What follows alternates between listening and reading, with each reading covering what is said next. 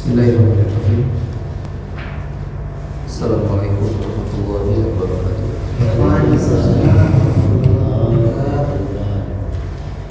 Innal hamdalillah nahmaduhu wa nasta'inuhu wa nastaghfiruh wa na'udzu billahi min shururi anfusina wa min sayyiati a'malina. May yahdihillahu fala mudilla lahu wa may yudlil fala tajida lahu waliyyan mursyida. Asyhadu an la ilaha illallah wahdahu la syarika lah wa asyhadu anna Muhammadan abduhu wa rasuluhu alladzi la nabiyya wa la rasula ba'dah. Allahumma shalli wa sallim wa barik wa an'im wa zid ala nabiyyina Muhammadin wa ala alihi wa ashabihi wa man tabi'ahum bi ihsan ila yaumiddin. Wa qala Allah ta'ala fi kitabihil karim ba'da a'udzu billahi minasy syaithanir rajim. Ya ayyuhalladzina amanu ittaqullaha haqqa tuqatih wa la tamutunna illa wa antum muslimun. Wa qala ya ayyuhalladzina amanu ittaqullaha wa qulu qawlan sadida yuslih lakum a'malakum wa yaghfir lakum dhunubakum wa may yuti'illaha wa rasulahu faqad faza fawzan 'azima. Amma ba'du. فإن أصدق الحديث كتاب الله وخير الهدى هدى محمد صلى الله عليه وسلم وشر الأمور محدثاتها فإن كل محدثة بدعة وكل بدعة ضلالة وكل ضلالة في النار. Ikhwan fillah rahimakumullah, alhamdulillah kembali kita memuji Allah Subhanahu wa taala atas kesempatan dan karunia yang telah Allah berikan kepada kita. Di hari ini, di pagi ini, dengan izin Allah kembali kita bisa berkumpul dalam rangka melaksanakan salah satu kewajiban dan kebutuhan kita sebagai seorang muslim, yaitu thalabul ilmi. Sebuah kegiatan yang bukan cuma penting atau sebuah kegiatan yang bukan cuma sebatas mengisi waktu, tapi memang sangat penting. Karena dengan ilmu seorang bisa mengetahui mana benar mana salah. Malah dengan ilmu yang makin mendalam, seseorang bisa tahu mana yang utama dan lebih utama.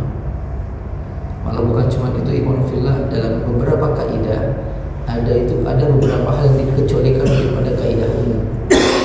Contoh begini, ikhwan fillah rahimahumullah. Ada sebuah pernyataan para ulama yang mengatakan bahwasanya setiap amalan itu ketika semakin banyak, setiap amalan ketika semakin banyak dan semakin terasa sulit, maka pahalanya semakin besar. Pahalanya semakin besar. Makanya contohnya seperti sholat witir 3 rakaat yang dilakukan dengan cara 2 dan 1 dibandingkan sholat witir yang dilakukan dengan cara 3 rakaat sekaligus, lebih utama yang 2 dan 1. Atau contoh yang lain seperti sholat dalam keadaan berdiri dengan sholat dalam keadaan duduk, walaupun sama-sama 4 rakaat, sama-sama 12 rakaat, sama-sama 20 rakaat, lebih utama yang 20, lebih utama yang berdiri bukan yang duduk. Tapi ternyata kata para ulama, ada beberapa hal yang kadang keluar dari kaidah umum itu. Seperti contohnya diantaranya sholat subuh tetap lebih utama dibandingkan sholat duhur, walaupun secara hitungan sholat duhur lebih banyak. Iman fillah rahimahullah. Sholat duhur 4 rakaat sama-sama kita ketahui. Sholat subuh cuma 2 rakaat, tapi subhanallah pahalanya, keutamaannya lebih besar daripada sholat duhur. Maka kita pernah menyampaikan sebuah hadis dari Nabi SAW ketika Nabi mengatakan, man shalla as-subha fi jama'atin fa huwa fi dhimmatillah. Barang siapa orang melaksanakan salat subuh berjamaah, maka dia berada dalam jaminan Allah. Satu kemuliaan yang luar biasa ya Allah. Atau contoh yang lain yang keluar dari kaidah ini kata para ulama, seperti orang yang melaksanakan salat qashar ketika safar itu lebih utama dibandingkan melaksanakan sholat itmam ketika safar. kita safar nih, kemudian datang waktu zuhur, maka melaksanakan zuhur 2 rakaat dengan niat qashar lebih baik, lebih utama, lebih besar pahalanya dibandingkan yang 4 rakaat.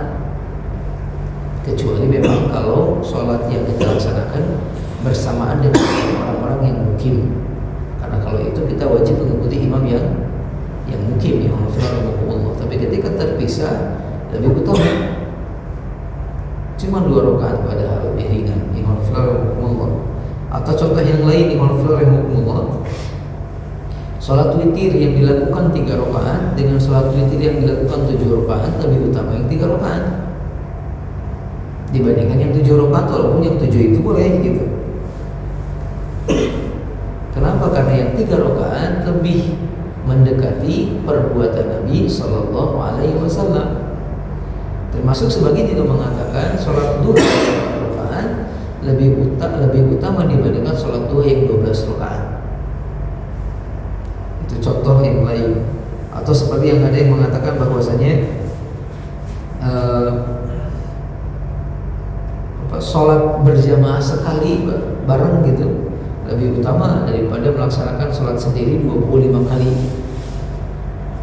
Walaupun capeknya kan yang 25 kali. Contoh seperti duhur nih, kan perbandingan sholat jamaah dengan sholat sendiri adalah 27 derajat. Jadi kalau ada orang yang sholat sendiri 27 kali gitu, kemudian orang sholat berjamaah cuma sekali, tetap lebih utama yang sekali, walaupun capeknya lebih banyak dirasakan oleh yang 27 kali.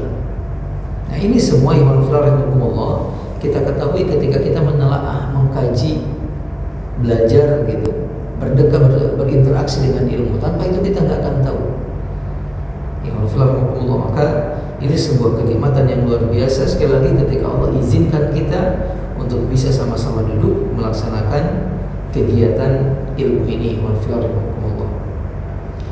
Di kesempatan pagi ini, kita akan melanjutkan kajian kita berkenaan dengan perkara yang menyempurnakan pahala sholat wajib. Namun sebelum kita masuk ke tema kita, melanjutkan kajian kita, saya ingin menyampaikan satu permasalahan, satu perkara yang insya Allah juga sangat penting dalam keseharian kita untuk akhirat kita. Tentang apa?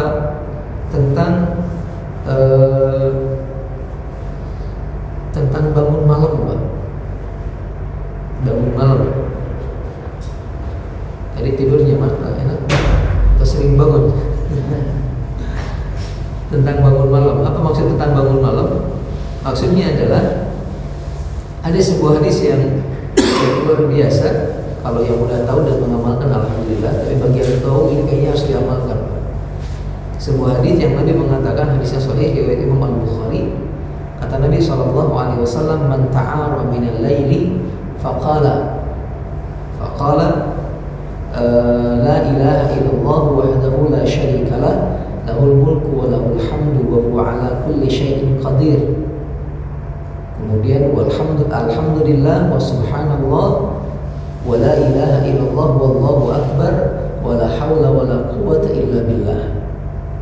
Barang siapa, kata Nabi, yang bangun di tengah malam untuk urusan apapun, baik karena mimpi buruk, karena ingin kencing, karena anak rewel, pokoknya bangun tengah malam, kemudian dia mengatakan zikir yang tadi, zikir la ilaha illallah wahdahu la syarikalah, lahul mulku wa lahul hamdu wa huwa ala kulli syai'in qadir, alhamdulillah wa subhanallah wa la hawla wa la quwwata illa billah.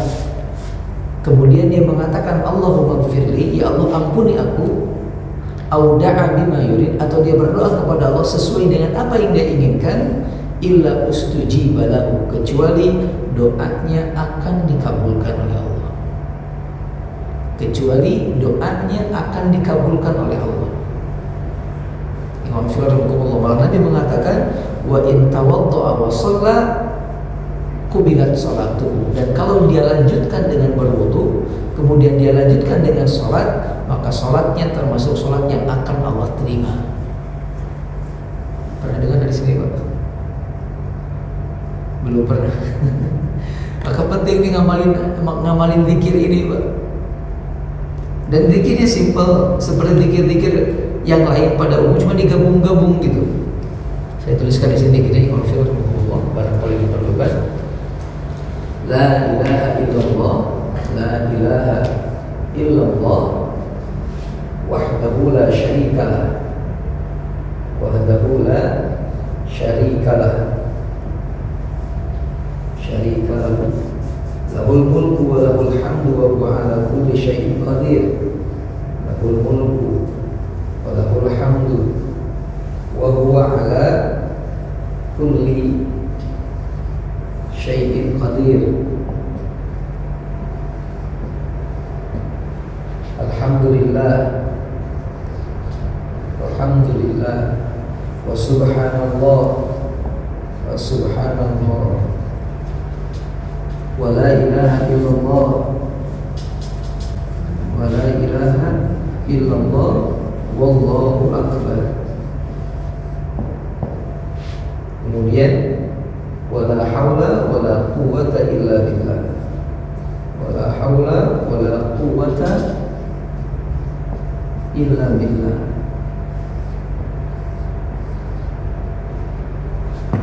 Panjang, iya memang panjang, tapi karena ini udah dikir-dikir sehari-hari, tinggal disusun aja gitu. Yang pertama kalimat la ilaha illallah, kalimat tahlil. La ilaha illallah, tidak ada yang berhak diibadahi kecuali Allah. Wahdahu la syarikalah, wahdahu la syarikalahu, wahdahu Maha Esa, la syarikalah, tidak ada sekutu baginya. Kemudian lahul mulku, milik Allah segala kerajaan, walahul hamdu, dan milik Allah segala pujian, wa huwa ala kulli syai'in qadir, dan Allah Maha berkuasa atas segala sesuatu. Dan Allah Maha berkuasa atas segala sesuatu. Alhamdulillah, segala puji bagi Allah. Wa subhanallah, dan Allah Maha terpuji. Subhanallah, Allah Maha suci, wa subhanallah, dan Allah Maha suci. Wa la ilaha illallah, dan tidak ada yang berhak diibadahi kecuali Allah. Wallahu akbar, dan Allah Maha besar. Wala haula wala quwwata illa billah, dan tidak ada daya dan upaya kecuali hanya milik Allah. Nabi mengatakan ketika bangun baca ini, kemudian dia mengatakan Allahumma gfirli, Allahumma gfirli, artinya ya Allah ampuni kesalahan-kesalahanku. Au da'a, atau dia berdoa, apapun doa bebas, minta kesembuhan, ataupun doa minta anak-anak kemudian menjadi tidak direwelkan karena bangunnya karena anak rewel gitu. Atau kadang sebagian orang tua, atau termasuk kita suka ngeluh ketika sering bangun malam kemudian beralasan malam nggak bisa tidur gitu, padahal bangunnya cuma 5 kali, itu pun sejam sekali. Habis bangun tidur lagi, cuman alasannya nggak bisa tidur gitu. Nah, kita minta agar kemudian jangan sampai gara-gara itu tubuh kita menjadi lemas gitu. Karena kita tahu sendiri kalau tidur itu tidak wajib 6 jam gitu. Yang penting tidur itu cukup, maka insya Allah bisa lebih maksimal gitu. Ini satu hal yang luar biasa, Pak. Syukur-syukur kalau kemudian kita berdoa pada kesempatan tersebut dengan doa yang seperti minta agar dikuatkan bisa bangun, kemudian melaksanakan sholat malam gitu. Ini satu hal yang ingin Anda sampaikan sebelum kita masuk ke pembahasan. Ya, sebelum kita masuk ke pembahasan. Di lain kali ketika kita terbangun di malam hari, maka tolong dimanfaatkan kesempatan tersebut dengan berdoa kepada Allah. Tapi sebelumnya awali dengan zikir ini. Awali dengan zikir tersebut. Ini poin yang pertama. Lanjut kemudian di pertemuan-pertemuan sebelumnya kita sudah masuk ke pembahasan tentang sholat malam kalau nggak salah. Betul ya, sholat malam ya. Ya, sholat malam. Mudah-mudahan saya tidak keliru. Kita sudah berbicara tentang keutamaan sholat malam.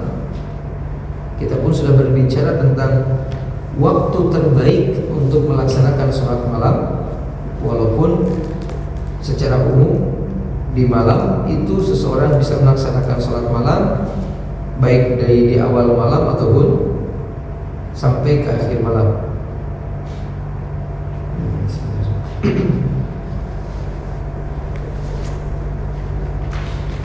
Kemudian berikutnya kita masuk ke sholat berikutnya. Atau ada pertanyaan sholat malam yang belum dibahas apanya? Rokaatnya, apa berapa rokaat sholat malam?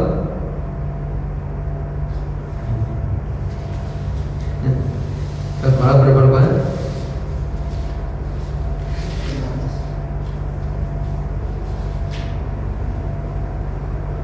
Kalau kita melihat redaksi-redaksi hadis, maka jumlah rakaat sholat malam yang disunahkan itu adalah 11 atau 13 rakaat. 11 atau 13 rakaat. Ini berdasarkan pernyataan pertama dari seorang tabi'in namanya Masruq. Beliau pernah bertanya kepada Aisyah radhiyallahu taala anha. Beliau mengatakan bahwasanya bagaimana sholat malamnya Rasul sallallahu alaihi wasallam. Kemudian Aisyah radhiyallahu taala anha mengatakan bahwasanya Rasul sholat malam itu kadang 7 rakaat, 9 rakaat, dan 11 rakaat di luar 2 sholat sebelum fajar, sebelum subuh. Ya Allah. Begitu pula kemudian pernyataan salah seorang sahabat Abu Salamah bin Abdurrahman ketika beliau mendengar perkataan Aisyah radhiyallahu taala anha yang mengatakan bahwasanya Rasul tidak pernah melebihi 11 rakaat ketika sholat di malam hari, baik di bulan Ramadan ataupun di luar bulan Ramadan.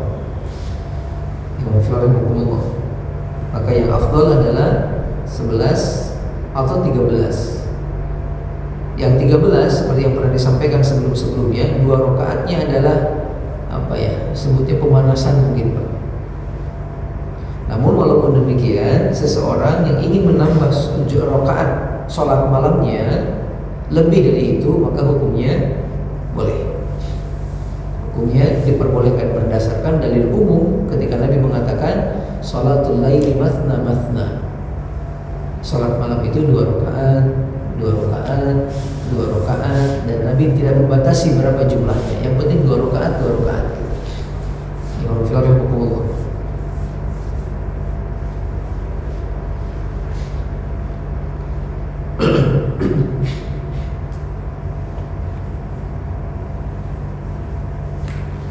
Sholat berikutnya setelah sholat malam yang masuk dalam kategori sholat sunnah muqayyad adalah sholat duha. Sholat duha.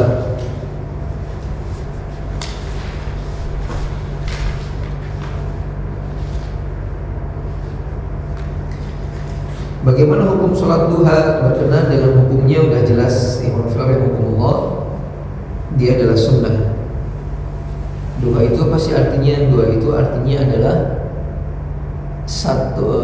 duha itu artinya waktu ketika matahari mulai naik, Pak. Disebutnya dengan waktu duha gitu. Jadi waktu antara matahari mulai naik sampai mendekati ke pertengahan itu disebut dengan waktu duha, atau disebut dengan istilah duha. Kalau kita kan cuma ada pagi, siang, sore, malam. Nah mungkin ini pagi gitu duha. Cuman saya ini kita kan pagi itu termasuk ya pagi ini, padahal ini belum masuk waktu duha gitu. Jadi bagian waktu pagi itu ada duha.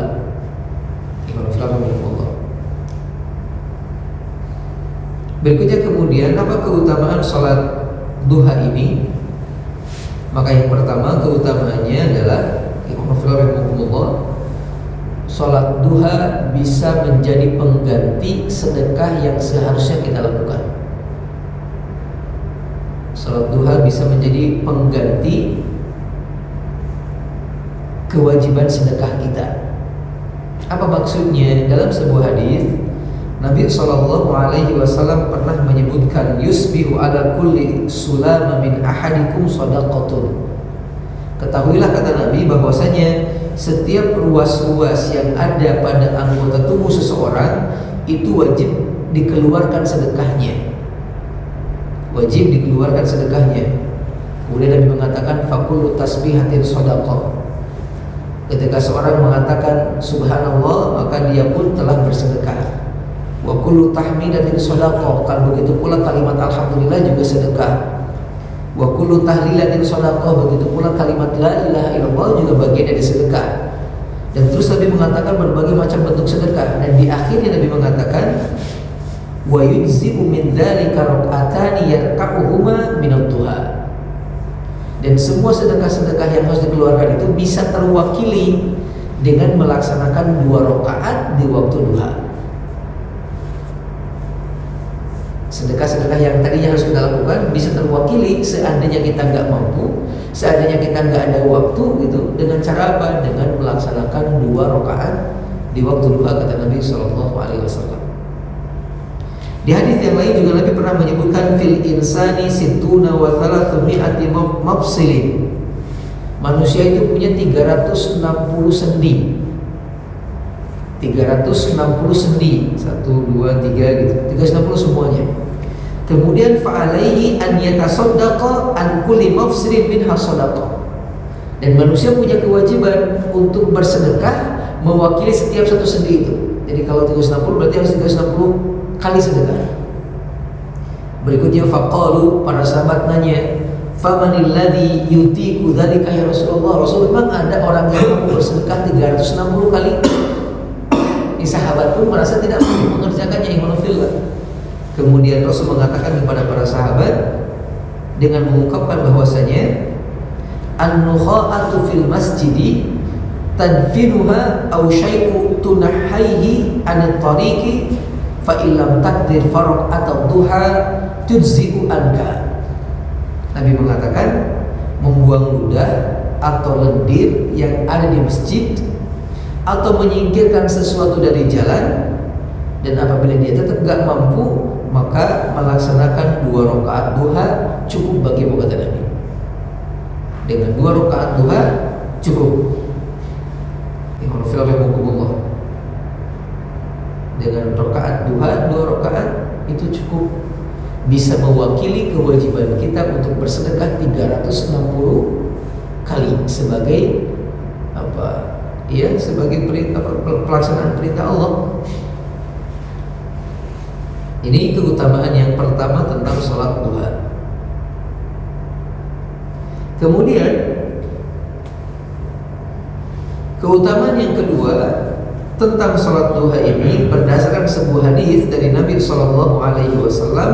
Nabi mengatakan sholatul awwabina hina tarmadul fisal. Sholatul awwabina hina tarmadul fisal. Sholatnya orang-orang awabin. Awabin itu adalah orang-orang yang senantiasa kembali kepada Allah. Sholatnya orang-orang yang senantiasa kembali kepada Allah itu adalah sholatnya di waktu tarmadul fisal, ketika anak-anak unta sudah mulai kepanasan atau ketika terik matahari sudah mulai menyengat. Yang diibaratkan dalam ungkapan yang lain, anak-anak unta sudah mulai kepanasan. Dan itu ada di waktu duha, Pak. Ada di waktu duha. Makanya para ulama ketika melihat keterangan ini mengatakan walaupun duha waktunya bisa dilaksanakan dari mulai beberapa menit setelah terbit fajar, beberapa menit setelah terbit matahari sampai beberapa menit sebelum matahari tepat di atas kepala kita, tetapi waktu terbaik adalah ketika panas matahari sudah mulai menyengat, sekitar jam 10, jam 11. Itu waktu terbaik sholat duha. 10-11. Ini keutamaan yang kedua.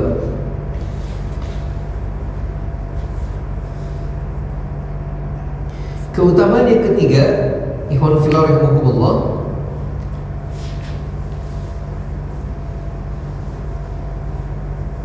Dalam sebuah hadis yang sahih riwayat Imam At-Tirmidzi, termasuk juga diungkapkan oleh Imam Abu Dawud, Nabi Shallallahu Alaihi Wasallam bersabda, beliau mengatakan Allah berfirman, maksudnya ke hadis kursi, Pak. Jadi Quran tidak ada.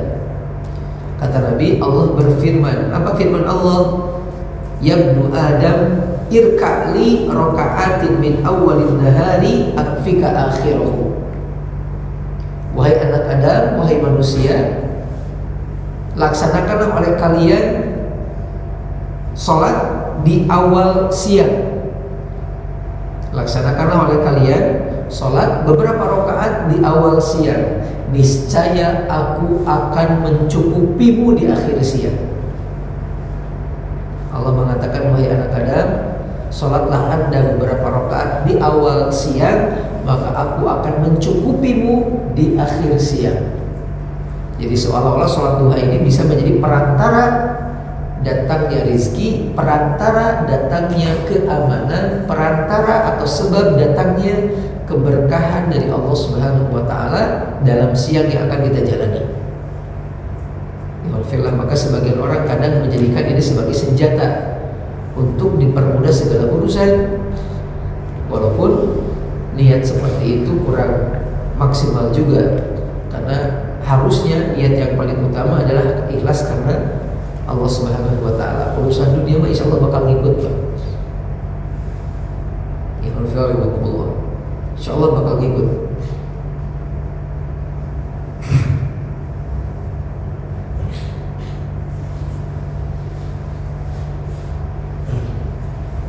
Berikutnya kemudian ikhwanullah yang keempat,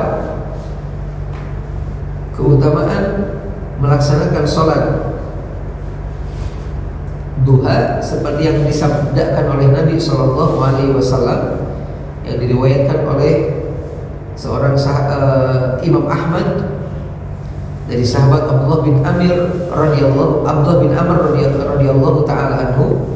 Beliau mengatakan bahwasanya Rasul Shallallahu Alaihi Wasallam pernah suatu ketika mengirimkan pasukan, kemudian perang dan pulang mendapatkan banyak harta rampasan perang. Lalu ketika pulang dapat harta rampasan perang, orang-orang pada ngomongin. Kemudian Rasul Shallallahu Alaihi Wasallam bersabda kepada para sahabat dengan mengatakan, ala adullukum ala aqraba minhu magzan wa aktsara ghanimatan wa ausyaka raj'atan. Nabi mengatakan, mau enggak aku kasih tahu kepada kalian sebuah amalan yang lebih cepat daripada perang, tapi bisa mendatangkan ghanimah yang lebih banyak dan bisa lebih cepat pulangnya gitu. Kan kalau perang bisa butuh 2-3, malah kadang 2-3 bulan, bukan 2-3 hari. Ghanimah juga belum tentu dapat, sehingga pulang akan lebih lama. Nah, mau nggak aku tunjukkan, kata Nabi, satu amalan yang perbuatannya lebih singkat daripada perang, tapi ghanimahnya lebih banyak, maksudnya pahanya bisa lebih banyak gitu daripada perang, sehingga pulang pun bisa lebih cepat. Kemudian Nabi mengatakan, man tawaddo'a, barang siapa yang berwudu, tsumma ghada ilal masjid, kemudian dia pergi ke masjid, li subhatid duha, untuk melaksanakan sholat duha, kata Nabi, fahuwa aqrabu magzan wa aktsara ghanimatan wa ausyaka raj'atan. Maka yang dia lakukan adalah ibadah yang lebih cepat daripada perang, tapi lebih banyak ghanimahnya dan lebih cepat untuk membuat dia pulang kembali ke rumahnya. Ternyata duha, Pak. Ya, ternyata salat duha amalan yang hampir sama dengan jihad pahalanya.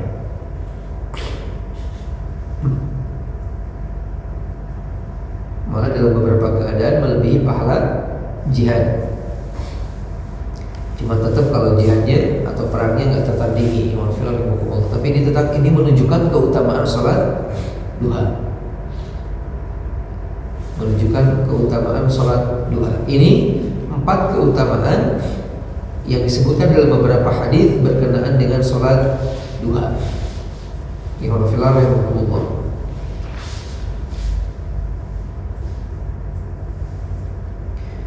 Bagaimana hukumnya tadi kita sampaikan, hukum sholat duha adalah sunnah. Ya, hukum sholat duha adalah sunnah. Namun kita tidak memungkiri adanya sebagian para ulama yang memberikan beberapa tambahan. Jadi sunnahnya sunnah seperti apa, sunnahnya sunnah ketika apa gitu. Ada sebagian para ulama yang mengatakan bahwasanya hukum sholat duha adalah sunnah mutlak, tidak terikat dengan apapun. Makanya sangat dianjurkan oleh mereka ini untuk mengerjakannya secara rutin, tiap hari dikerjakan. Ini seperti pendapatnya Imam Al-Hambali rahimahullah, dengan dalil yang tadi yang kita sebutkan tentang keutamaan salat duha. Imam rahimahullah.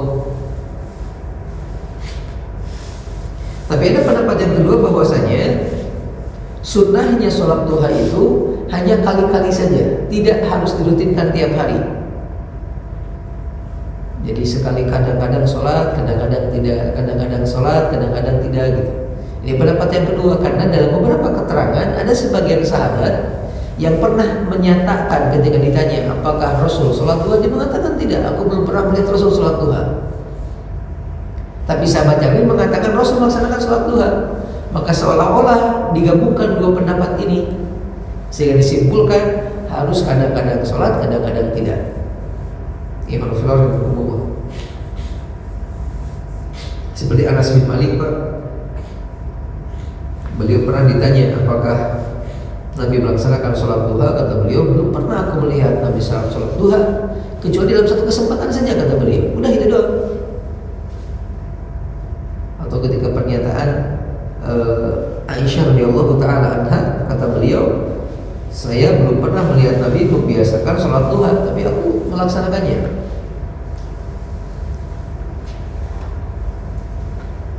Ada juga pendapat para ulama yang ketiga yang menyebutkan bahwasanya sholat duha itu disunnahkan kalau ada sesuatu, ada penyebabnya, ada hal yang membuat kita harus melaksanakan sholat duha. Apa diantara penyebabnya? Kata para ulama, Rasul pernah melaksanakan sholat duha ketika Rasul menaklukkan Mekah, Futuh Mekah. Beres Futuh Mekah, beliau sholat 8 rakaat. Ini pun kemudian diikuti oleh Khalid bin Walid radhiyallahu taala anhu. Beliau pernah ketika membuka satu kota, beliau setelah itu melaksanakan sholat duha.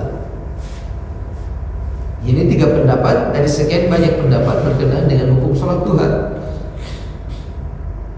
Tapi yang kuat adalah insya Allah pendapat yang pertama. Kalau kesunahan sholat duha ini bersifat mutlak, kita bisa melakukannya tiap hari. Hanya saja jangan sampai kemudian dianggap sebagai sebuah ibadah yang wajib, karena ada sebagian manusia yang seolah-olah mengatakan ini adalah perbuatan yang wajib atau amalan yang wajib, padahal tidak.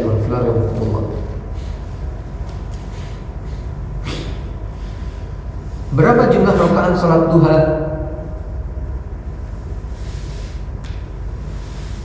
Berkenaan dengan berapa jumlah bila rakaat salat duha, ada 3 pendapat setidaknya. Yang pertama mengatakan 8 rakaat, ya, 8 rakaat. Karena dalam beberapa riwayat Rasul ketahuan oleh sebagian sahabat melaksanakan sholat di waktu duha 8 rakaat. Pendapat yang kedua menyebutkan bahwasanya 12 rakaat, bukan 8 rakaat, melainkan 12 rakaat. Ini pendapat ulama mazhab Hanafi berdasarkan sebuah riwayat dari Anas bin Malik radhiyallahu taala anhu. Beliau mengatakan barang siapa yang sholat 12 rakaat duha, maka Allah akan membangunkan istana untuknya di surga. Namun kata para ulama, hadis ini hadis yang lemah, hadis yang dhaif. Pendapat yang ketiga mengatakan bahwasanya 13 tidak ada batasan untuk bilangan sholat duha. Jadi berapapun diperbolehkan.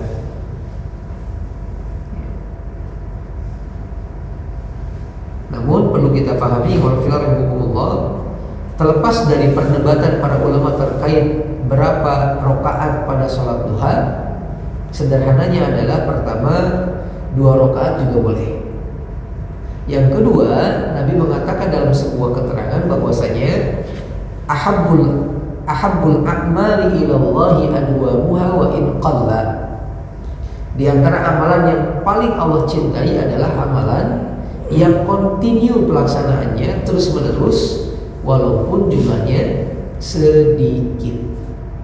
Artinya akan lebih baik ketika kita melaksanakan sholat duha rutin 2 rakaat atau 4 gitu, daripada langsung 12, daripada langsung 8 tapi habis itu enggak sholat lagi.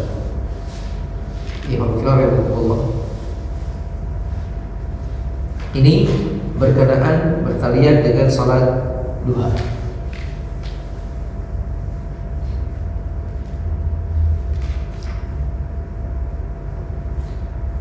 Selanjutnya kemudian di Ikhwanullah ada yang disebut dengan sholat tasbih.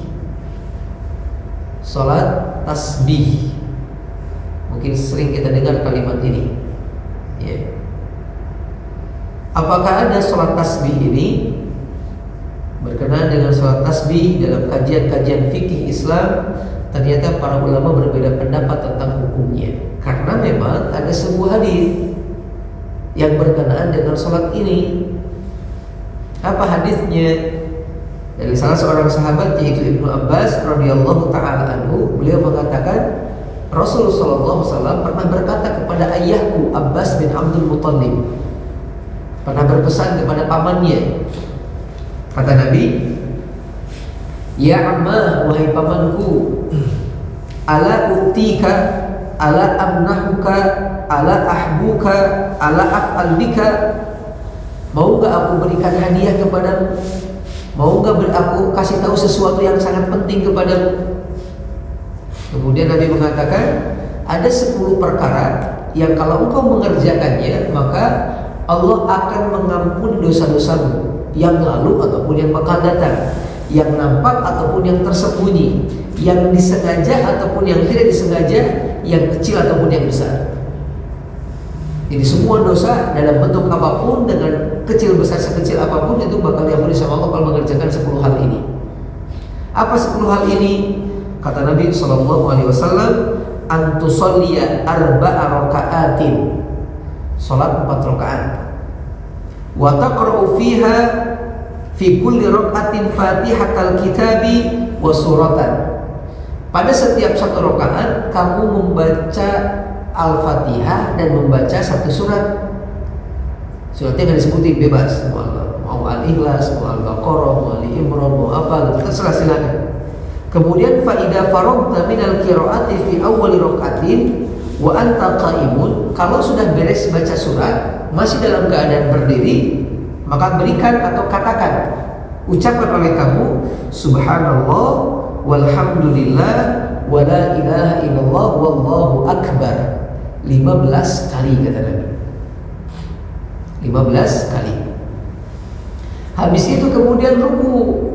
Ketika ruku baca zikir yang tadi, subhanallah walhamdulillah wa la ilaha illallah wallahu akbar. Berapa kali? 10 kali. Jadi 25, Pak. 15 ketika berdiri, 10 ketika. Kemudian bangun baca 10 kali lagi. Ya 35. Kemudian sujud 10 kali lagi, 45. Duduk sekali lagi, 55. Sujud lagi 10 kali lagi, 65. Kemudian bangun untuk rakaat kedua, dan ketika bangun baca lagi 10 kali, yaitu 75. Nabi mengatakan, dan totalnya 75 kali zikir. Totalnya 75 kali zikir. Kemudian kata Nabi sallallahu alaihi wasallam dengan mengatakan,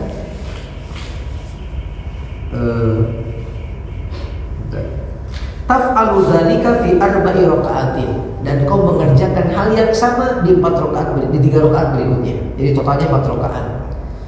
dengan berarti 300 ya, 300 kali zikir. Kemudian berikutnya kata Nabi SAW, in istata'ta an tusalliha fi kulli yaumin marratan fa'al. Kalau Anda bisa mengerjakannya sehari sekali, lakukan. Kemudian fa illam taf'al fa fi kulli jum'atin marrah. Kalau nggak bisa tiap hari, minimal seminggu sekali.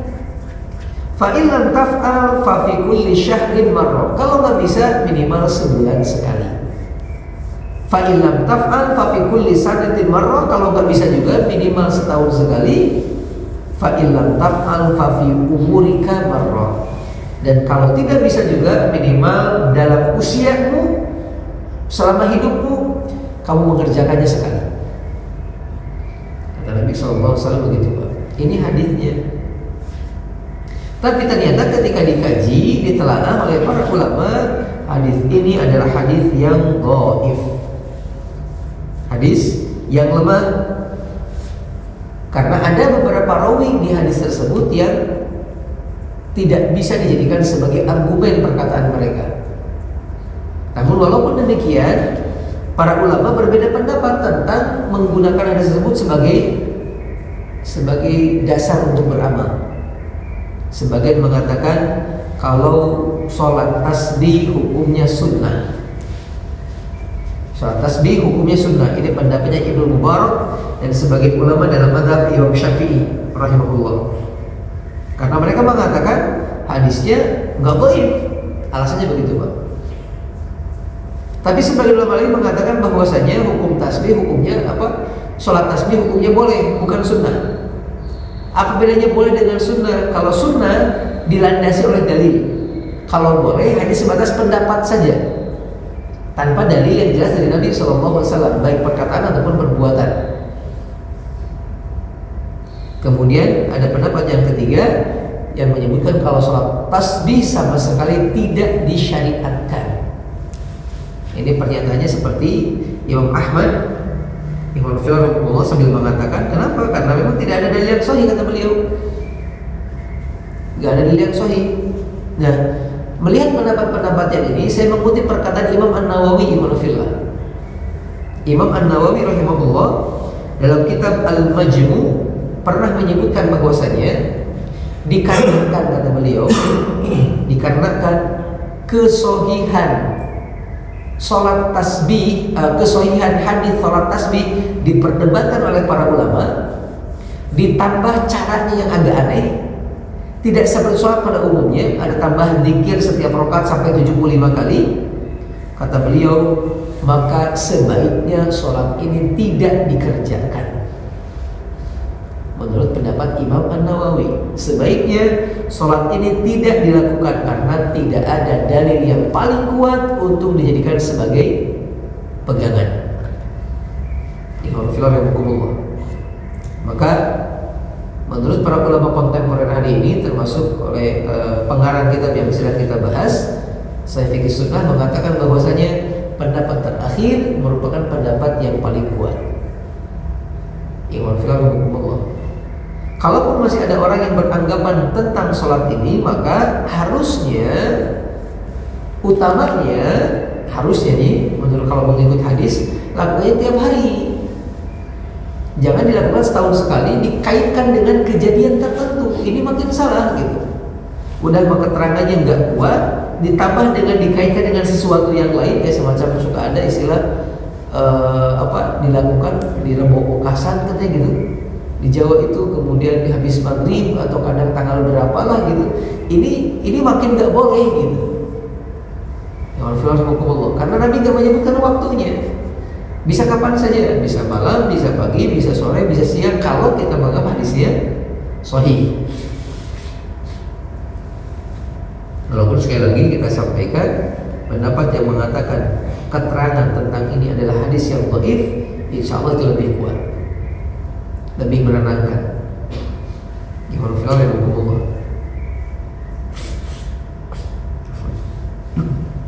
Ini berkenaan dengan sholat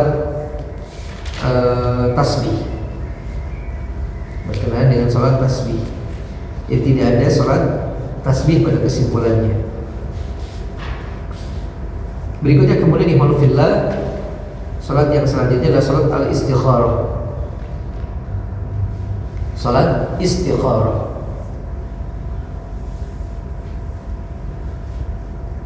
Istikharah itu artinya minta dipilihkan atau minta diberikan yang terbaik. Itu istikharah. Namun dalam pelaksanaannya istikharah bisa dilakukan karena dua hal. Yang pertama memang minta dipilihkan dari pilihan-pilihan yang ada. Ikhwan fillah rahimakumullah.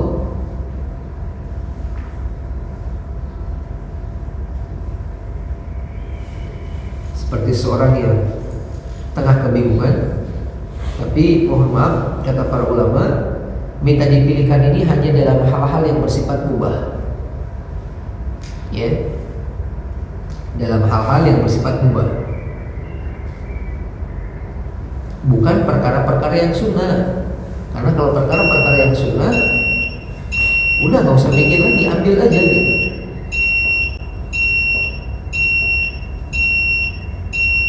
Kecuali kalau memang dihadapkan dengan dua perkara yang sunnah. Dua-duanya sunnah gitu, kita bingung milih. Tapi kalau dua-duanya mubah, bisa istikharah. Atau dua-duanya sunnah. Tapi kalau satu sunnah satu mubah, ambil yang sunnah, jangan ragu. Contoh seperti ada dua perempuan yang datang ke seorang laki-laki. Yang satu sudah jelas keislamannya, rajin sholatnya, kesolehannya luar biasa. Yang satu adalah seorang yang non muslim. Walaupun dia mengatakan kemudian nanti saya siap jadi masuk Islam kalau udah menikah gitu, tetap bagi seorang laki-laki mengambil yang muslimah lebih baik. Imam Karena Allah mengatakan dalam Al-Quran satu ungkapan, wala amatun mu'minatun khairum min musyrikatin walau a'jabatkum, kata Nabi, kata Allah. Dan seorang budak perempuan yang mukmin, walaupun hitam legam kondisi kulitnya, itu lebih baik daripada seorang perempuan yang tidak beriman walaupun sangat mengagumkan, kata Allah.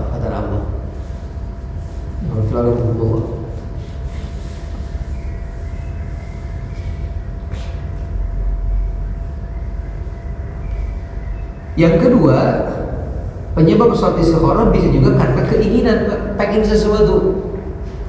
Bukan minta dipilihkan, tapi pengen dapat sesuatu gitu. Ya. Dalam sebuah hadis Nabi mengatakan, "Idza hamma ahadukum bil amri falyarka' rak'ataini min ghairil fardhah."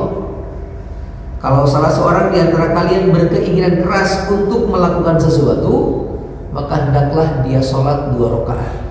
Selain sholat fardu, kata Nabi. Selain sholat fardu. Tsumma liyaqul. Kemudian selesai sholat, hendaklah dia mengatakan, Allahumma inni astakhiruka bi ilmika wa astaqdiruka bi qudratika fa innaka ta'lam wa la a'lam, dan selanjutnya. Doa istikharah cukup panjang, tapi kalau bisa dihafal doanya. Cuman mohon maaf saya sempat punya fotokopiannya, pas dicari itu ternyata tidak ketemu. Mudah-mudahan, atau kalau WA ya, insyaallah tapi WA lah. Atau dia sudah apa doa istikharah? Ini apa? Apa? Sering gue ya. Allahumma inni astakhiruka bi ilmika wa astaqdiruka bi qudratika fa innaka ta'lam wa la a'lam. Kemudian wa anta 'allamul ghuyub. Allahumma in kunta ta'lam anna hadzal amal khairun li fi dini wa ma'ashi wa aqibatu amri faqdirhu li. Atau ada tambahan ajili wa ajili faqdirhu li wa yassirhu li. Ya, kalau kita artikan dengan versi bahasa Indonesia, ya Allah, sesungguhnya aku memohon petunjuk kepadamu dengan ilmu. Ya Allah, sesungguhnya aku memohon kepadamu suatu ketetapan dengan kuasamu, karena engkau maha mengetahui, terutama mengetahui hal-hal yang gaib. Ya Allah, Seandainya engkau tahu urusan yang kuhadapi adalah urusan yang baik untuk kehidupanku, dunia akhiratku, baik untuk dalam waktu segera ataupun nanti gitu, maka tolong takdirkan dia untukku dan mudahkan aku untuk mendapatkannya. Tapi kalau urusan ini enggak baik untuk diriku, untuk kehidupanku, maka tolong jauhkan dia, palingkan dia dariku, dan ganti dengan yang lebih baik. Itu isi doanya, Pak. Ya Allah. Jadi itu penyebab yang kedua. Bisa karena kita mengharapkan, menginginkan sesuatu. Apa sesuatu ini? Boleh sesuatu yang mubah, dengan catatan sesuatu yang mubah ini mengandung kebaikan untuk akhiratnya. Ya Allah, kayak semacam contoh, barangkali pengen punya kendaraan yang nanti kendaraannya bisa digunakan untuk memberikan kemaslahatan kepada banyak orang. Pengen punya sekolah agar nanti kemudian banyak orang ikut belajar di sana, kita dapat pahala jariah. Maka nggak apa-apa, salat 2 rakaat kemudian minta kepada Allah agar dimudahkan untuk punya sekolah. Ya. Tapi kalau bisa betul-betul niat karena Allah ketika bikin sekolah, jangan hanya karena urusan bisnis, Pak. Karena kalau urusannya udah bisnis, melihat geliat masyarakat yang sudah condong kepada sekolah Islam, membuat sekolah Islam, harus siap-siap mengalami kerugian. Karena yang namanya bisnis pasti untuk rugi. Tapi kalau niatnya karena Allah, ketika rugi pun insya Allah tetap jadi pahala. Imam Fir'aun ya. Walaupun banyak sekolah yang berdiri pada hari atau saat-saat ini, yang gulung tikar juga banyak. Imam Fir'aun. Taib itu istikharah, ya, salat istikharah.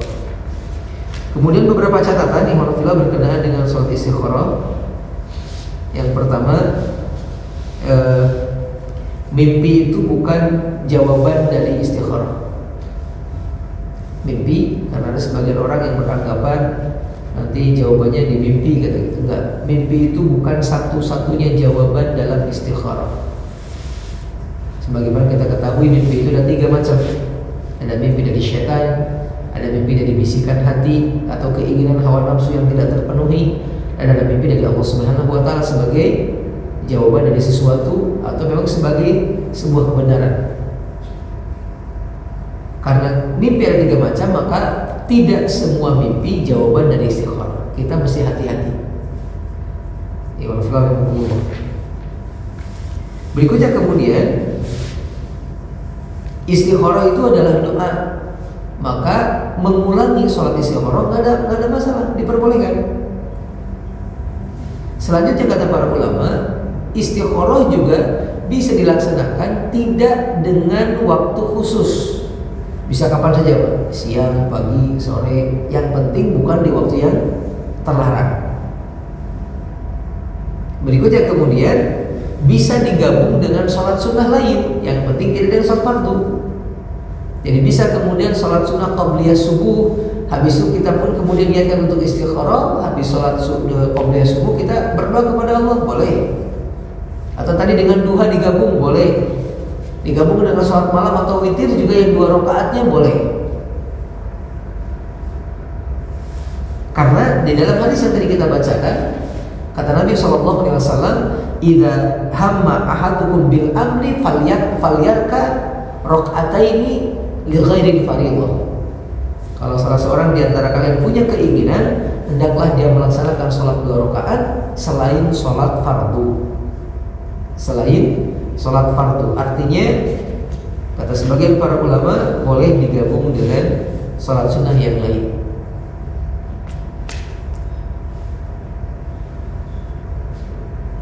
Berikutnya kemudian, ikhwan fillah rahimakumullah, ketika seorang ingin melaksanakan sholat istikharah karena 2 pilihan, yang terbaik bagi dirinya adalah untuk menghilangkan terlebih dahulu kecenderungan hatinya kepada salah satu pilihan.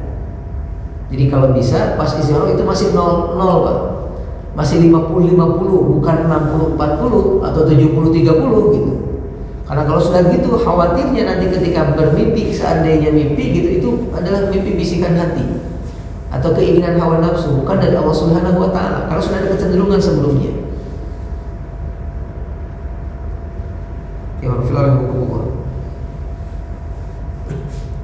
Dan terakhir, yang tidak kalah pentingnya berkenaan istikharah adalah seorang mukmin yang melaksanakan istikharah, terutama yang ketika berkenaan dengan dua pilihan, dia harus menyadari bahwasanya apapun yang bakal Allah pilihkan untuknya adalah perkara yang paling baik untuk kehidupannya. Apapun yang Allah pilihkan untuknya itu adalah yang terbaik, Pak. Ya. Jadi harus betul-betul keimanan terhadap takdir Allah dikencangkan. Allah berfirman dalam Al-Quran di Al-Baqarah ayat 216, asa an tuhibbu syai'an wa huwa syarrul lakum wa asa an takrahu syai'an wa huwa khairul lakum. Kata Allah, bisa jadi perkara-perkara baik yang menimpa kalian justru adalah buruk buat kalian. Malah bisa jadi perkara buruk menurut kalian yang menimpa kalian itu adalah yang terbaik buat kalian. Dan memang demikian adanya, Pak. Tidak ada perkara buruk yang menimpa kita. Baik buruknya itu yang terbaik buat kita, insya Allah. Dengan catatan kita beriman kepada Allah Subhanahu wa ta'ala.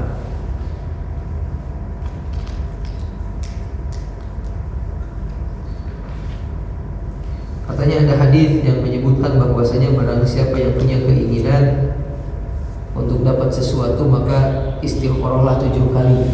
Hadis ini hadis yang baik. Bisa lebih daripada itu, Pak, atau bisa kurang daripada itu. Ya. Ini berkenaan dengan al-istikharah.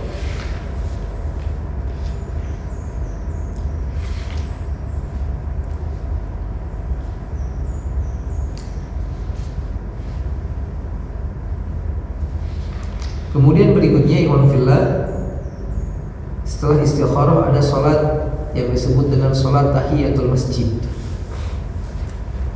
Salat tahiyatul masjid.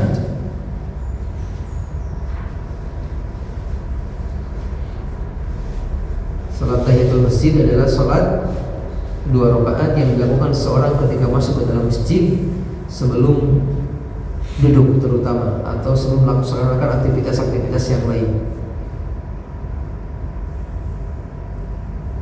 Hal ini berdasarkan sebuah hadis dari Nabi Shallallahu Alaihi Wasallam.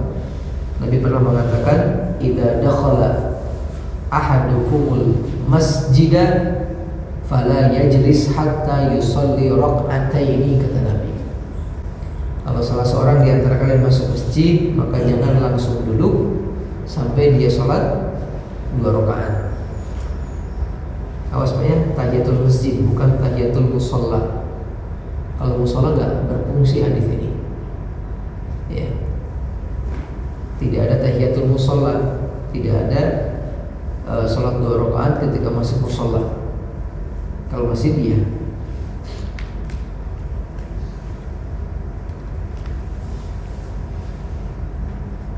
Kalau nggak dikerjakan gimana? Ya nggak ada masalah sebenarnya, boleh-boleh saja. Ya, tetapi sebaiknya dilakukan karena dalam sebuah riwayat Nabi sampai pernah menunjuk seseorang ketika beliau tengah berkhutbah, Pak.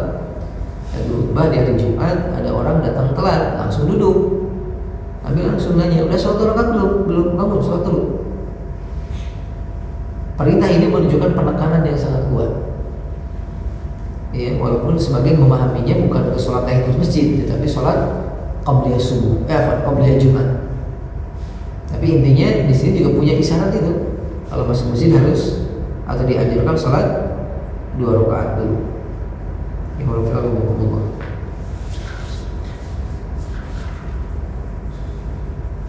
Atau dulu pernah ada seorang sahabat, Pak, namanya Jabir bin Abdullah. Jabir pernah diperintahkan untuk Nabi untuk menemui Nabi. Yang waktu Nabi tengah berada di masjid. Masuk kemudian beliau ke masjid dan Rasul menyuruh beliau untuk sholat 2 rakaat terlebih dahulu. Nah, untuk sholat tahiyatul masjid ini dia tidak seperti sholat sunnah yang lain. Dia bisa dilakukan di waktu-waktu terlarang sekalipun. karena dia punya sebab. Apa sebabnya? Ini masuk masjid. Jadi bahasa kasarnya, ketika seseorang itu ingin melaksanakan sholat sholat jenazah jam 4 sore, habis melaksanakan sholat asar di masjid kebetulan gitu, maka boleh pas masuk sambil nunggu yang lain. Kalau memang belum mulai, ya sholat tahiyatul masjid dulu 2 rakaat.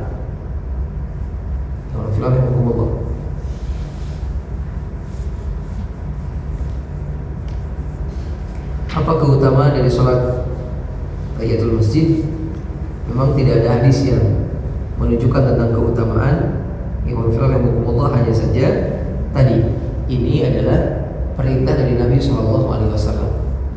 Maka cukuplah perintah itu menunjukkan bahwa ini adalah perbuatan yang utama.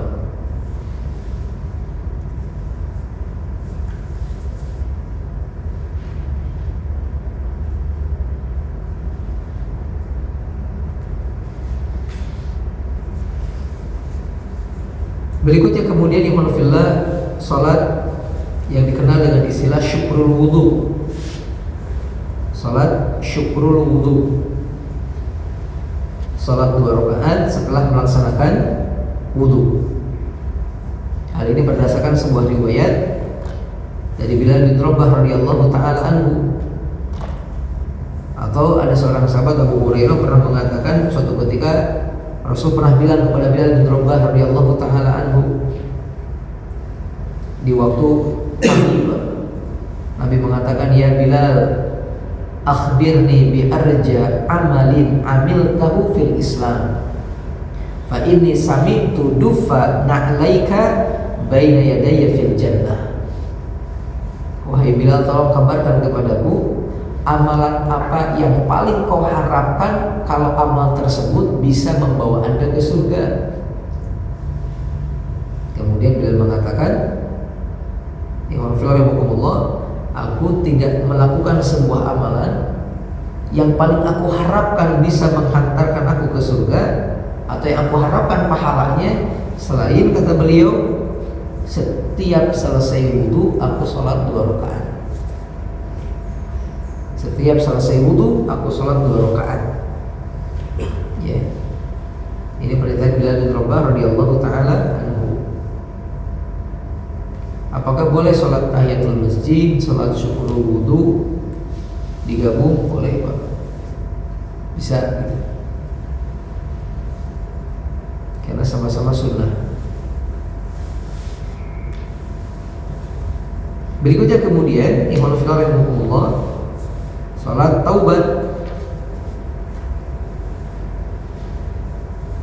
Berdasarkan sebuah hadis, Nabi sallallahu alaihi wasallam bersabda, "Ma min rajulin yudnibu dzanban tsumma yaqumu fayatatahharu."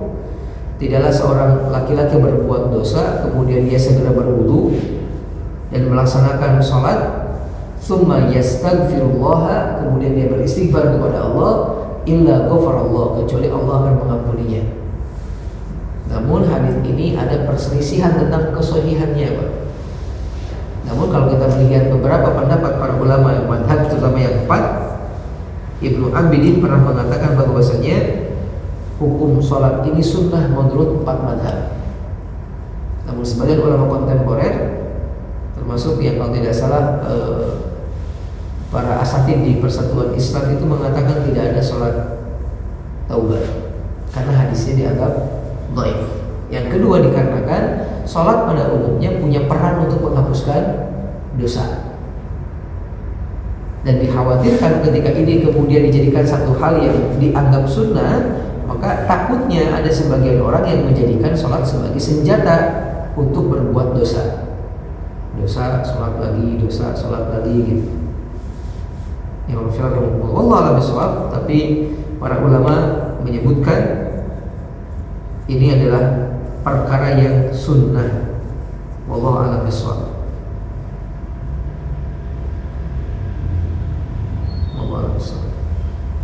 Berikutnya kemudian yang juga sunnah adalah sholat 2 rakaat setelah tawaf, yang kemudian dilakukan di belakang makam Ibrahim. Bagi yang umrah terutama atau yang haji ketika tawaf disunahkan melaksanakan sholat ini. Nanti ketika sholat dalam 2 rakaat itu membaca di rakaat pertama Al-Kafirun dan rakaat yang kedua surat Al-Ikhlas. Surat Al-Ikhlas.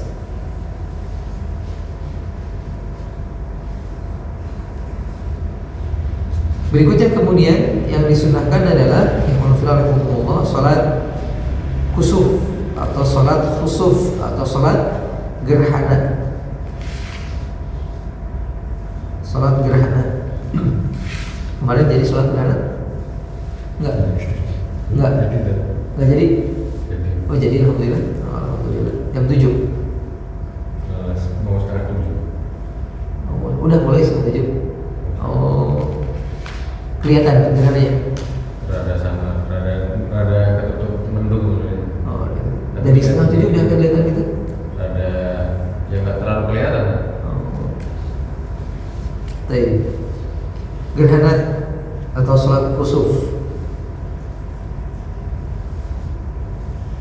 ini sangat ditekankan karena Nabi SAW juga mengatakan begitu, atau Nabi berbuat demikian. Nabi mengatakan inna syamsa wal qamar ayatan min ayatillah.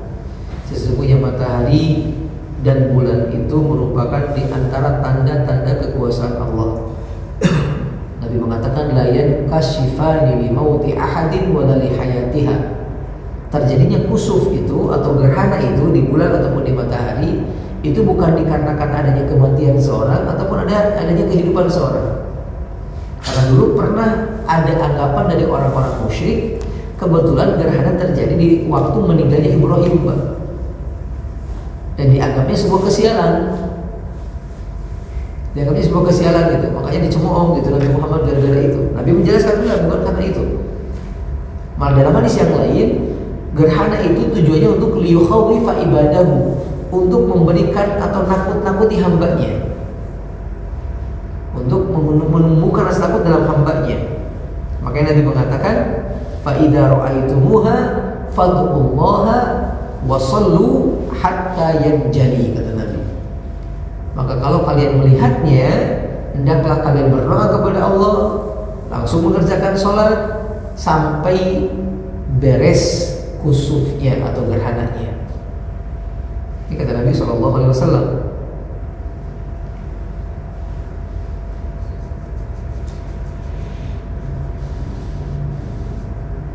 Maka hukumnya, sebagian mengatakan muakkad, sangat ditekankan. Sangat ditekankan. Hanya saja memang para ulama menyebutkan bahwasanya karena dalam hadis yang jelas ada kalimat fa idza ra'aitumu, kalau kalian betul-betul melihatnya, maka seandainya tidak kelihatan, sholat kusuf itu tidak menjadi sunnah kalau nggak kelihatan. Walaupun informasinya jelas menurut ilmu perbintangan, ya astronomi gitu, betul. Walaupun betul lihat, tapi karena nggak kelihatan, baik karena mendung atau karena yang lainnya, nggak ada sunnah sholat. Karena kalimatnya jelas kata para ulama, ro'a itu dari ini, langsung mata yang melihat. Yang kemarin itu kalau di saya nggak kelihatan, termasuk di Aliyah juga nggak kelihatan, baru muncul jam 7 Pak. Muncul kelihatan jam 7. Maka pelaksanaan sholat di Aliyah habis sholat isya kalau nggak salah. Kalau di kita alhamdulillah sebelum sholat isya. Jadi pas waktu adzan udah kita sholat aja gitu. Karena melihat waktu isya mau panjang, sedangkan kusufnya tinggal sebentar lagi gitu. Ala kulli hal ini disunahkan. Kapan waktunya? Itu waktunya adalah ketika mulai kelihatan sampai selesai. Sampai selesai berarti lama. Memang lama sunahnya Pak. Satu-satunya sholat yang disunahkan untuk lama, sholat gerhana. Sampai Aisyah mengabarkan Rasul ketika sholat gerhana itu bacaannya seperti membaca Al-Baqarah. Al-Baqarah 2,5 juz. Ya Allah, malah lebih. 2,5 juz. Ya 2,5 juz.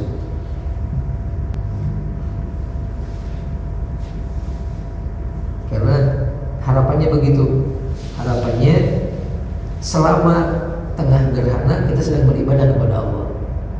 Karena khawatirnya di balik gerhana ada azab. Maka kalaupun ada azab ataupun kiamat kita kemudian mati gitu dalam waktu itu, maka mudah-mudahan mati dalam keadaan husnul khatimah. Itu harapannya. Ya. Tapi kan ya gitu, sekarang ini masalahnya sebagian orang, kalau dulu kan Pak mungkin pernah dengar kalau gerhana itu di sebagian tempat dianggapnya adalah ada naga makan bulan atau makan matahari gitu. Jadi dikaitkan dengan mitos-mitos tertentu. Sehingga gara-gara itu muncul ketakutan gitu Pak. Sampai ada nabu-nabu dan segala macam gitu. Nah, sekarang terkadang gara-gara kemajuan teknologi, ketahuan sebabnya, orang jadi nggak takut lagi. Orang jadi nggak, ini mah biasa, ini fenomena alam gitu, ini mah gitu. Padahal harusnya orang yang bertambah pengetahuan tentang itu makin bertambah kekagumannya terhadap kekuasaan Allah. Allah. Maka penting kemudian kita mengintrospeksi diri kita. Ya. Ada satu pembahasan dalam akidah itu ketika dalam satu subjudul yang berkenaan dengan asbabul inhiraf anil aqidatis shahihah, penyebab terjadinya penyimpangan dari akidah yang benar. Di antaranya adalah al-iqtiraru bi qudratil insani wal ma'rifah, terlalu kagum atau tertipu dengan kemampuan sendiri dan tertipu juga dengan ilmu pengetahuan. Kayak ini contohnya. Makin tahu sebab sesuatu, makin hilang, makin berkurang keimanan, kekuatan kita, keyakinan terhadap Allah Subhanahu wa taala. Karena begini gitu. Ya Allah.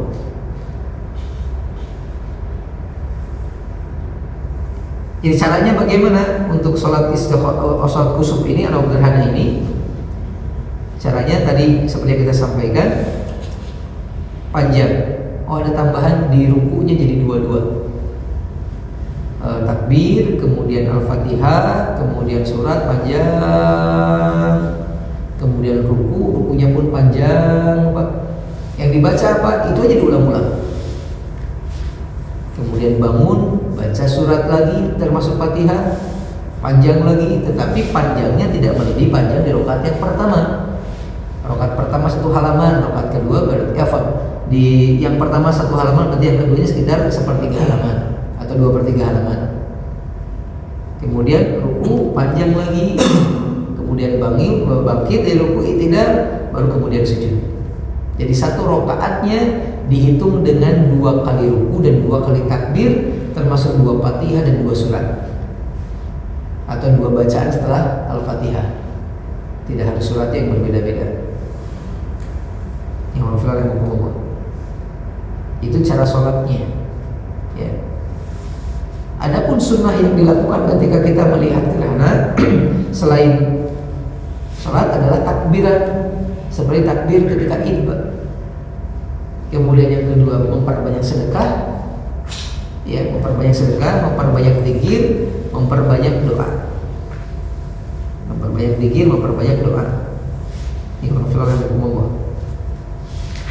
Yang disunahkan, perempuan juga disunahkan untuk keluar mengikuti sholat gerhana sebagaimana ketika pelaksanaan sholat Id.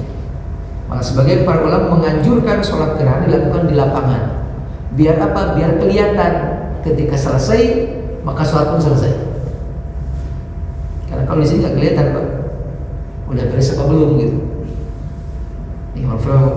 Berarti lagi sambil sholat lihat ke atas, ya enggak juga. Cuman bakal ketahuan matahari makin terang nanti, itu makin jelas setelah sebelumnya gelap. Berikutnya kemudian tidak ada adzan, tidak ada iqamat untuk sholat gerhana, tapi disunahkan untuk mengatakan as-salatu jami'ah. As-salatu jami'ah, yang artinya ayo sholat berjamaah gitu. Berikutnya kemudian dianjurkan untuk melaksanakan khutbah setelah sholat. Khutbah setelah sholat, dan khutbahnya tidak perlu panjang-panjang. Simpel saja, ajakan untuk bertakwa, ajakan untuk sadar kepada Allah. Mungkin 2-3 menit atau 5 menit juga udah selesai. Ini berkenaan dengan sholat gerhana.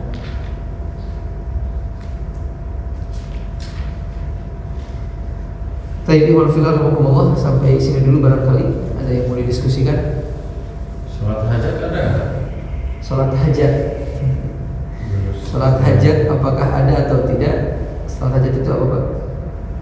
Hajat. Sholat ketika punya keinginan.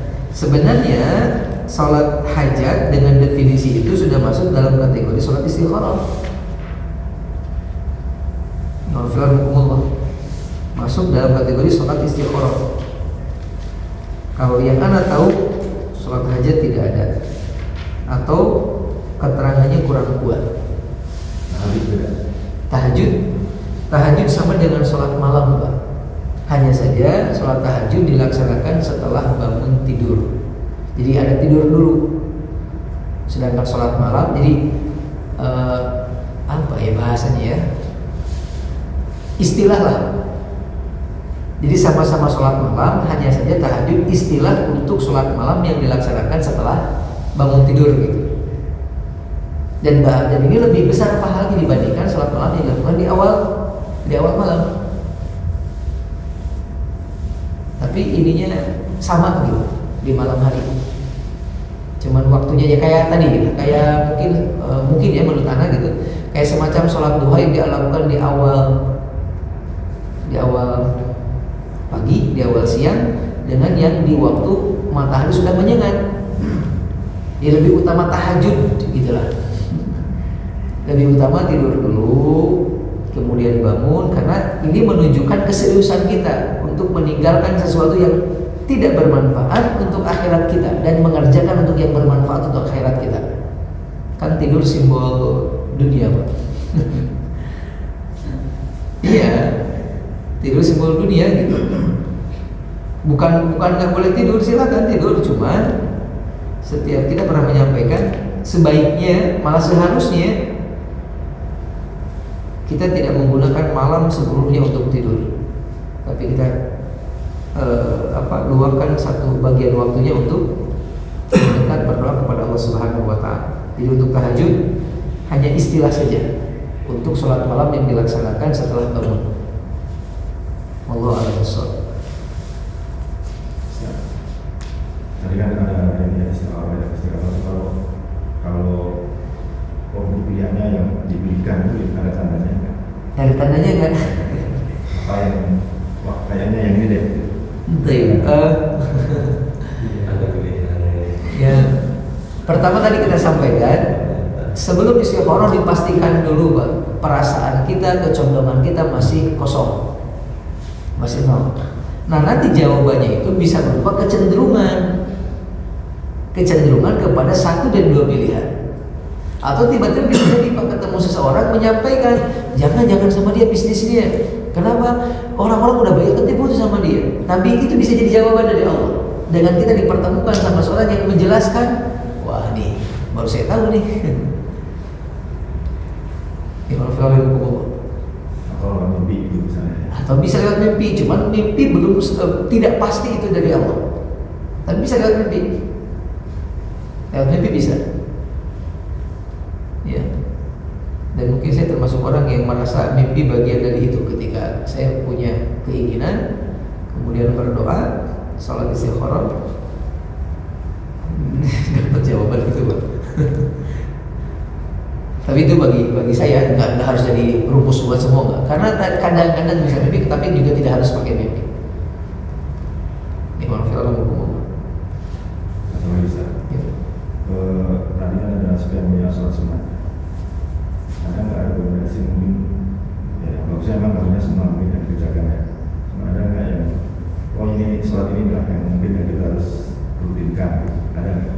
Sholat yang harus kita rutinkan, Pak? Maksud saya yang sunnah yang mungkin sebaiknya kita lakukan dulu. Kita lakukan dulu. Ya, artinya kan harus siapa itu? Ya, yang paling utama gitu. Ya, betul. Utamanya yang paling dulu yang mungkin itu. Yang paling utama itu Pak, di pembahasan yang pertama, yaitu adalah sholat yang mengiringi sholat wajib. Itu yang paling utama. Qobliyah dan ba'diyah. Ini yang paling utama, karena kalau ini mah semua orang ngalamin Pak. Semua orang pasti ngalamin. Yang lainnya belum tentu orang lain ngalamin. Gerhana di sini tepat kelihatan, saya mungkin bisa jadi enggak. Kayak ini mah kalau bisa nggak tertinggal. 2 rakaat sebelum zuhur, 2 rakaat setelah zuhur, 2 rakaat setelah maghrib, 2 rakaat setelah isya, dan 2 rakaat sebelum subuh. Ya, terutama yang subuh. Ini makin ditekankan. Yang subuh makin ditekankan. Ya, makanya nggak apa-apa waktu sholat duhur subuh kita akhirkan sebentar Pak, agar kita bisa memberikan kesempatan kepada jamaah melaksanakan 2 rakaat ini. Dan kita pernah menyampaikan waktunya pun Anda lihat ya, kita terlalu kecepatan ini untuk sholat subuh. Kalau bisa agak nggak apa-apa, ada agak telat 2, 3, 5 menit gitu. Karena kita pernah menyampaikan Muhammadiyah sendiri pun sekarang sudah menentukan kalau perlu menambah waktu sholat subuh 7 menit dari waktu umum. Malah sebagian sampai 20 menit. Ya minimal sholatnya lah, jangan 5 menit banget dari adzan gitu, atau kalau bisa 1/4 jaman lah gitu. Tapi lama nunggunya, Bapak bisa manfaatkan untuk berdoa. Karena doa di antara adzan dan qomat merupakan doa yang mustajab.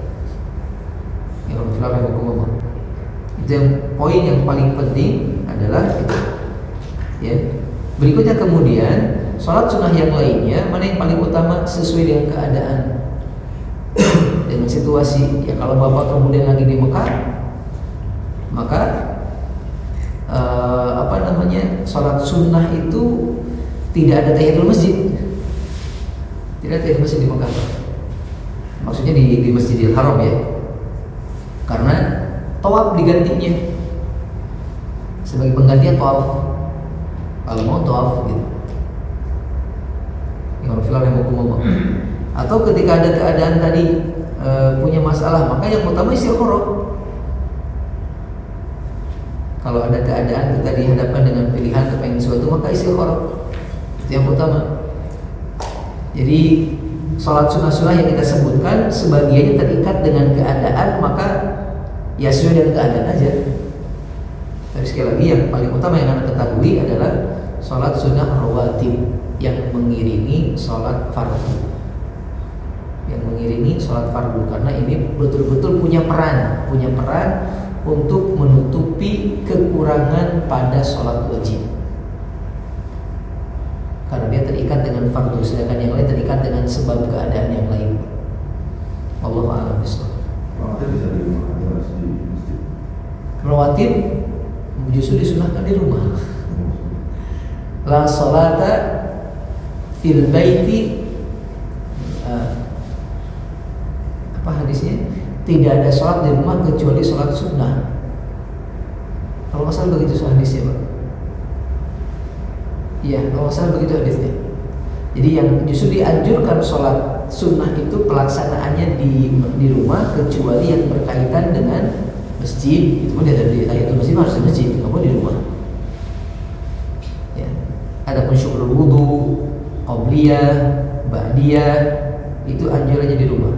Cuman kadang masalahnya kalau di rumah kita malah nggak ngerjain. Karena nyampe rumah ada tamu lah, nyampe rumah anak lah, nyampe rumah istri minta tolong lah, ujungnya malah lupa. Padahal sudah niat mau di rumah. Kalau kita termasuk orang-orang seperti ini, maka sebaiknya laksanakan di masjid. Sebaiknya, tapi kalau bisa mengkondisikan rumah sehingga bisa melaksanakan sholat sunnah di rumah, ya insya Allah ini lebih baik. Yang Anda ketahui begitu, ya. Allah a'lam bishawab. Allah a'lam bishawab. Ustaz, ini kan untuk sholat kusuf itu sebenarnya kan ada khutbah ya. Sholat kusuf ya. Jadi memang berjamaah ya di sana. Kalau saya kayak kemarin kejadian kemarin itu kan mendung ya, kita udah niat mau sholat di masjid. Tapi sampai waktu isya itu udah Ya. Terus pulang dari sholat isya kita baru lihat gitu sendiri. Ya. Nggak bisa berarti ya kita sholat Bisa. tidak bisa tidak. Bisa. Oke, Boleh lebih- melaksanakan sholat. lebih ingatin lagi baik kita sholat sunnah mana aja yang boleh sendiri boleh berjamaah harus sendiri atau harus berjamaah. Kayak misalnya kalau sholat ini memang mesti berjamaah, sholat malam boleh sendiri, Iya. boleh Berjamaah. termasuk khusyuk juga berarti. Baik. Sholat khusyuk boleh dilaksanakan sendiri, Pak. Tidak harus berjamaah. Tetapi berjamaah lebih utama. Ini. Sholat sunnah yang lain yang dianjurkan berjamaah adalah sholat id, sholat istisqa. Tapi kita belum bahas istisqa itu. Sholat minta hujan. Ini dianjurkan berjamaah. Ya. Kemudian juga idnya Idul Fitri sama Idul Adha ya. Kemudian sholat, sebagian ulama mengatakan sholat tarawih dianjurkan juga berjamaah. Dianjurkan karena tadi melihat kalau di rumah kadang nggak maksimal, kadang ketiduran, kadang banyak masalah untuk konteks hari ini ya. Ya, ini Allah. Adapun sholat-sholat yang lain tidak dianjurkan berjamaah, kayak sholat duha, kemudian sholat tahiyatul masjid, sholat rawatib, termasuk juga sholat malam. Memang tidak ada anjur untuk melaksanakan sholat secara berjamaah. Yang ada yang terjadi pada saat itu adalah sahabat datang ke Nabi ikut sholat bersama dengan Nabi. Jadi kalau perintahnya nggak ada, kalimat perintah sholat malam nggak ada gitu. Dalam prakteknya pun Nabi nggak pernah kemudian ngajak sahabat ayo sholat sama enggak gitu. Cuma ada sahabat ikut sholat sama Nabi yang rata gitu. Tapi kalau tarawih di Ramadan ada. Nabi datang ke masjid, sahabat ikutan sholat. Besoknya Nabi nggak datang, besoknya datang lagi ke masjid, sahabat ikutan sholat gitu. Ini makanya ada isyarat. Kalau perbuatan sahabat ngikutin Nabi dalam berjamaah di tarawih dibenarkan oleh Nabi dengan datangnya Nabi di hari berikutnya. Bisa dipahami nggak? Ya Allah. Itu. Jadi dari yang kita bahas, tadi yang kita bahas, pertama rawatib mah tidak perlu berjamaah. Yang kedua witir pun sama, tidak perlu berjamaah. Kemudian sholat qiyamul lail ini bisa berjamaah, bisa tidak. Tapi membiasakan berjamaah ini kurang tepat. Kenapa? Karena ini terkait dengan kalau saya melihatnya seperti kehusyuan masing-masing, Pak. Khawatirnya ada sebagian orang yang pengennya lama di sholat tersebut, tapi makmumnya pengen cepat. Seperti yang pernah dialami sahabat sendiri ketika beliau ikut bersama Nabi sholat yang dibaca Al-Baqarah, Ali Imran, An-Nisa. Sampai sahabat ini mengatakan, saya punya pikiran bakal duduk ninggalin Nabi gitu. Yang pernah kita bacakan hadisnya. Karena memang sholat malam disunahkannya panjang, tenang, nyantai gitu, Pak.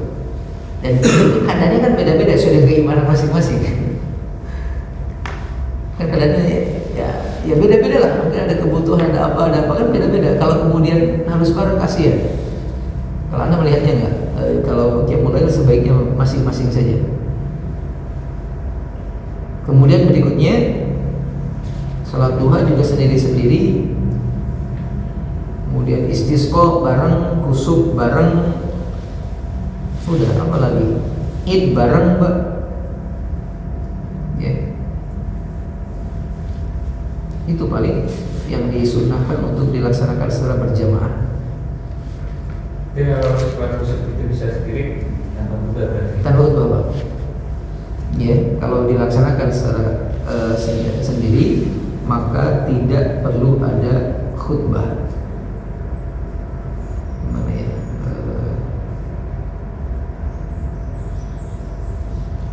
Pernah saya baca pendapat siapa ya? Tapi saya lupa. Yang mengatakan boleh gitu.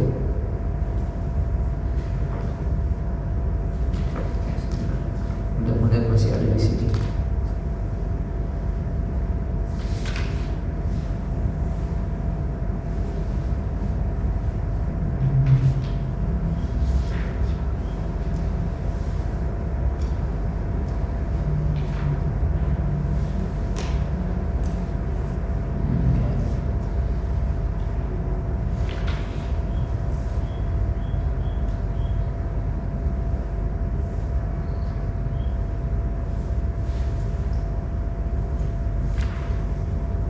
Coba dicarikan, saya lupa di mana bacanya. Kemarin pernah baca kalau yang sendiri pun bisa melaksanakannya.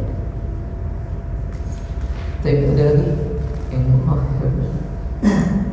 Ustaz, dulu pernah makan doa ketika sholat duha, Ustaz.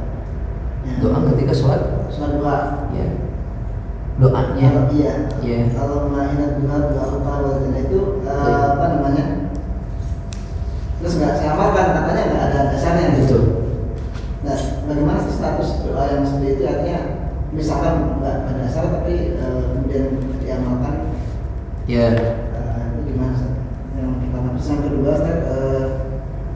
ketika sholat sunnah, misalnya sholat malam gitu, membaca suratnya itu kita menggunakan mushaf gitu. Membacanya menggunakan mushaf. Iya. Itu apa namanya? Bisa atau enggak, atau ada dasarnya atau enggak? Karena pernah melihat beberapa kali gitu. Baik. Pertama berkenaan dengan doa setelah sholat duha. Yang Anda ketahui bahwasanya hadisnya hadis yang lemah. Hadisnya adalah hadis yang lemah. Saya coba bacakan hadisnya. Kalau tidak salah saya pernah simpan di sini.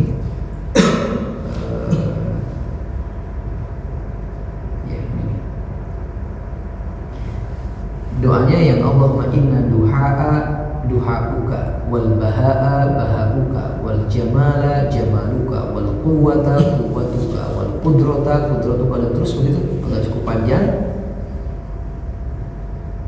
Lalu kemudian hal ini diungkapkan bahwasanya tidak ada keterangannya sama sekali berkenaan doa dengan doa tersebut. Ya.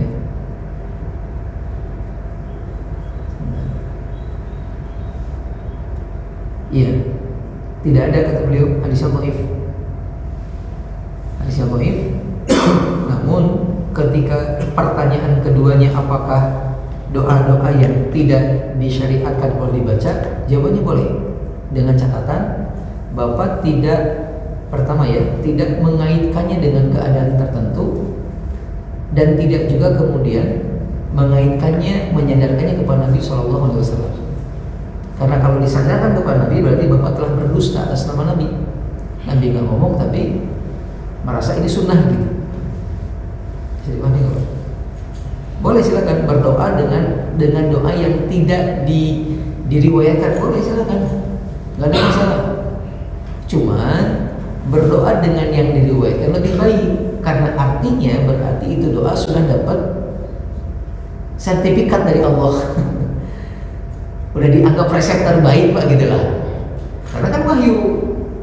Kita pernah menyampaikan doanya seorang sahabat yang oleh Nabi di kok bisa gitu. Masih ingat ada seorang sahabat yang sakit sampai kurus krempeng sakitnya. Nabi jenguk, lalu Nabi nanya, "Ente nggak doa sama Allah?" Dia mengatakan berdoa. Apa doanya? Katakan kepadaku. Dia mengatakan, "Allahumma in kunta mu'adziban bi fil akhirati fa'ajilhu li fid dunya." Ya Allah, kalau memang Engkau menakdirkan aku untuk dapat siksaan di akhirat, janganlah, sekarang aja dahulukan di dunia nih. Itu doanya, Pak. Dan ini menurut logika bagus. Kenapa? Doa agar di akhirat masuk surga, minta ditarik siksaannya ke dunia. Dan Nabi ketika mendengar kalimat tersebut mengatakan, "Wallahi lam tuti." Demi Allah kamu gak akan sanggup. Gak akan sanggup, kata Nabi. Kemudian Nabi mengatakan, katakan olehmu, Rabbana atina fid dunya hasanah wa fil akhirati hasanah wa qina adzabannar. Dan kemudian sembuh, Pak. Sembuh dengan doa yang diajarkan Nabi SAW. Boleh ketika dengan doa yang gak disyariatkan, tapi juga jangan aneh-aneh gitu. Jangan minta yang membingungkan. Ya Allah, aku tidak layak untuk masuk ke surgamu, tetapi juga aku tidak kuat untuk masuk ke nerakamu. Terus mau kemana? Kalau ke surga merasa gak layak, ke neraka gak siap, terus pengen kemana? Sedang kehidupan cuma dua, antara surga dan neraka. Nabi saja mengatakan, "Wa idza sa'altal jannata fas'alal firdaus. Fas'alil firdaus fa innahu a'lal jannah." Kalau kalian minta surga kepada Allah, jangan tanggung-tanggung minta surga Firdaus sekalian. Karena arsy-nya atau atapnya merupakan arsyur Rahman, arsy Allah. Artinya apa ya? Kalaupun mau, oke silakan. Cuman ya ketika ada contoh dari Nabi, kenapa enggak menggunakan yang dari Nabi saja? Insya Allah itu lebih afdal. Dulu seorang sahabat datang ngeluh masalah hutang, Pak. Masalah hutang. Nabi ngajarin kan doa. Allahumma kfini bihalalika an haramika wa aghnini amman siwak. Dan diulang-ulang, lunas kok hutang. Sekarang malah muncul di FB itu yang pengen hutang lunas nih, baca dzikir ini, baca rutinkan kalimat ini. Udah mah dzikir yang gak ada permohonan minta hutang, cuma nyebutin lafaz-lafaz Allah, tapi dianggapnya bisa menghilangkan hutang. Kalau nanti yang kalimatnya jelas, Allahumma kfini bihalalika an haramik wa aghnini amman siwak. Ya Allah, cukupkan diriku dengan hal-hal yang halal dan kayakan diriku untuk gak minta kepada selainmu. Ini ada unsur ketauhidan dan lain sebagainya, Pak. Makanya kalau bisa tetap ya, walaupun boleh tetap dihindari karena dikhawatirkan doa yang kita buat justru doa yang sebenarnya tidak harus kita katakan. Dikhawatirkan begitu. Yang kedua, kata para ulama, doa-doa yang sudah Rasul katakan kan berarti bagian dari wahyu. Maka itu sudah betul-betul dalam gitu. Tugas kita hari ini adalah mencoba memahami makna doa itu, Pak.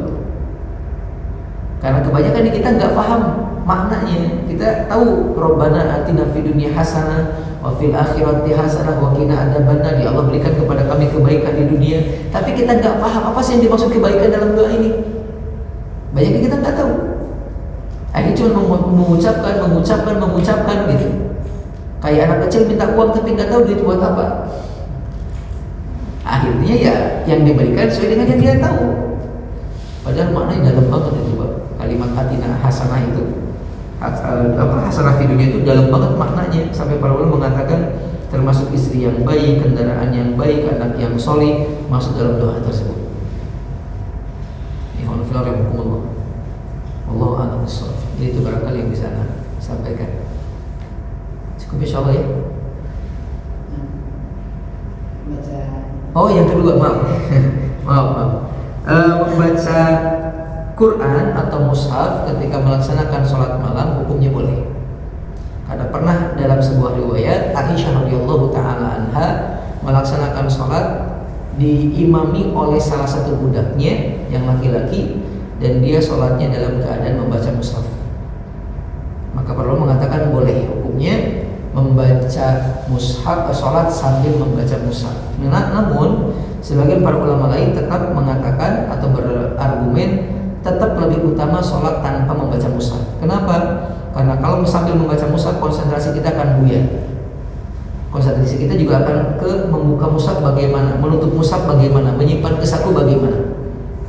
Ditambah dalam Al-Quran Allah mengatakan di Quran surat Muzammil kalau tidak salah, Inna rabbaka ya'lamu annaka taqumu adna min thuluthay laili wa nisfahu wa thuluthahu wa ta'ifatun minal ladzina ma'ak.